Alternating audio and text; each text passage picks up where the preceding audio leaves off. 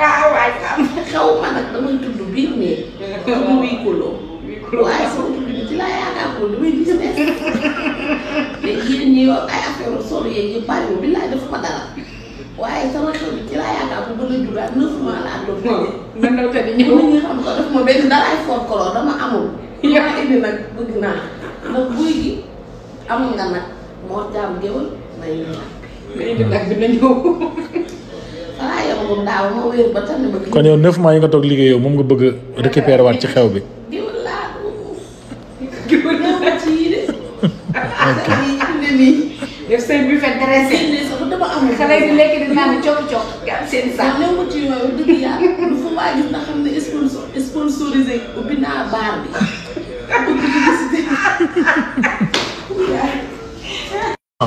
xew bi da ngay def 6 mbana. añ. laaxi nga def 5 mbana.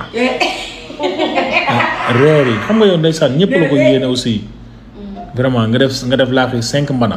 añ yi nga def 6 mbana. yaa ngi dégg reer yi nga def comme reer yi nit ñi dañu am jot toog di reer nga def 4 mbana tufe.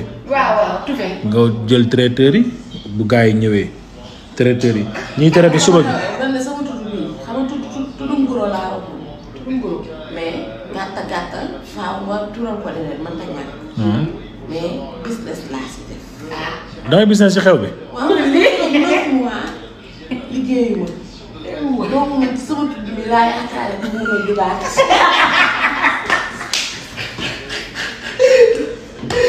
yow